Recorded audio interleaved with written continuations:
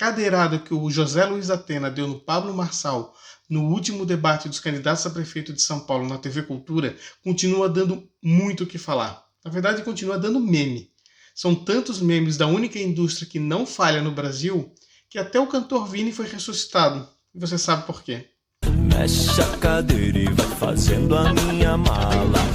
Agora nós precisamos falar sério. A gente sabe que o Marçal, o candidato Pablo Marçal, entende de redes sociais, entende como fazer barulho, como chamar atenção e está utilizando a televisão, os debates na televisão, para fazer o seu show, o seu estrago.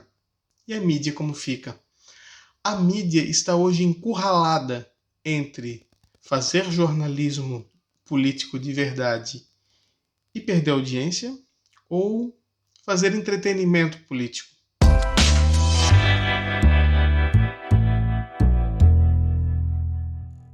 Primeiramente, polarização da audiência. Polarização na política, ela existe desde sempre. Talvez nós vivemos um período um pouco mais exaltados.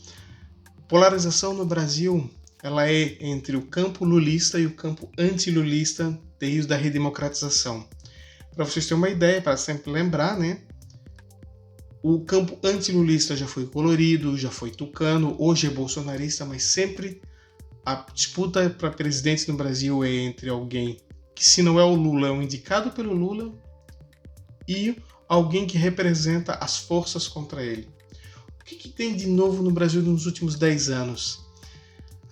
Nós estamos agora num período de muito mais ódio. Mas o que é esse ódio?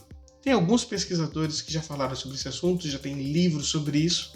Muitos jornalistas já falaram sobre esse assunto também, mas vale aqui ressaltar, relembrar que as redes sociais têm um papel fundamental nesse ódio que a gente vê hoje na política, que é um ódio que divide famílias, que separa amigos, que separa até casais. Por que isso acontece?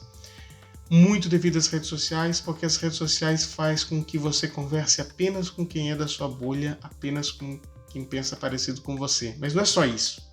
O pior é a economia da atenção. As plataformas querem que você fique nela o maior tempo possível.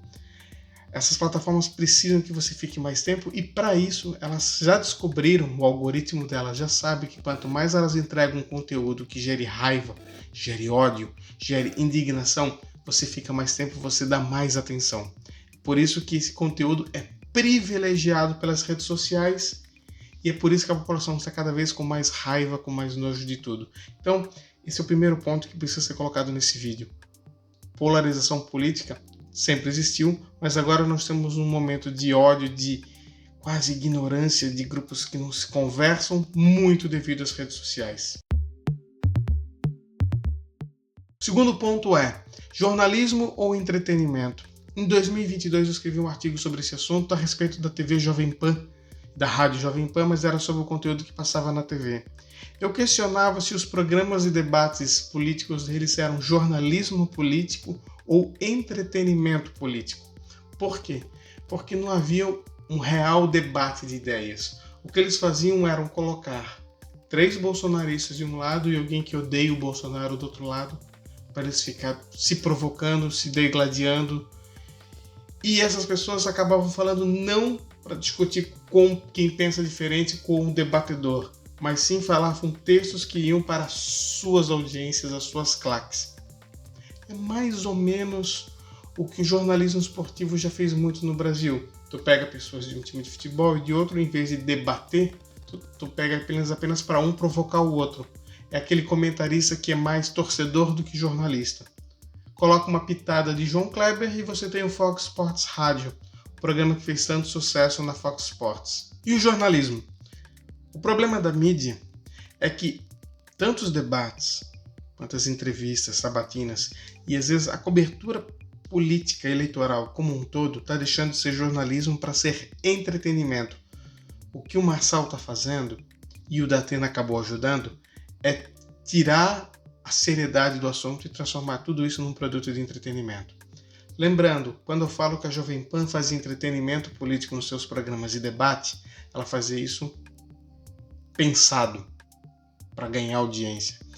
Quando uma Fox Sports fazia um programa com bastante provocação e baixaria e com comentaristas mais sendo torcedores do que jornalistas, apesar de serem jornalistas a maioria deles, também é visando uma maior audiência e fazer abertamente um entretenimento.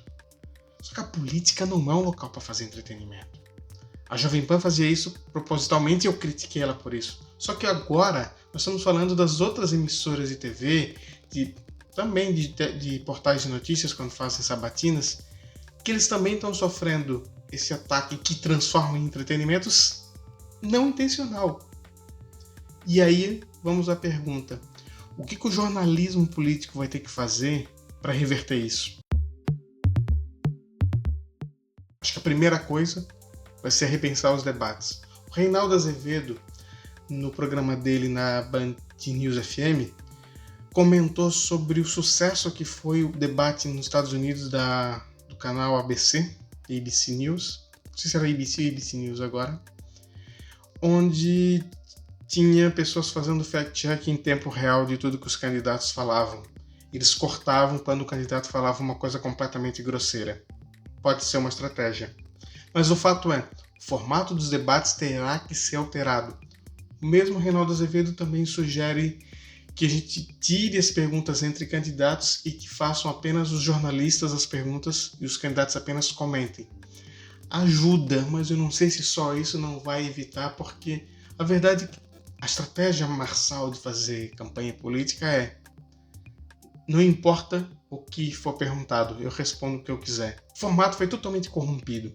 E se não mudar as regras, se não fizer um freio nessa espetacularização dos debates, é óbvio que mais candidatos vão fazer isso para as próximas eleições. Vai todo mundo perceber: opa, isso dá resultados, isso funciona, não sou impedido de fazer isso, por que eu não vou fazer também? Se o Marçal ganhar as eleições, ou mesmo for para o segundo turno, e a mídia não alterar a forma de fazer cobertura eleitoral, nós vamos ter muito mais disso em 2026, porque vai perceber o quê? Que isso funciona. E aí fica a pergunta: o que a mídia brasileira vai querer para 2026? Audiência pela audiência? Ou fazer um jornalismo de verdade, mesmo que sofra no começo por problemas de audiência, já que a população está começando a se acostumar com essa baixaria toda?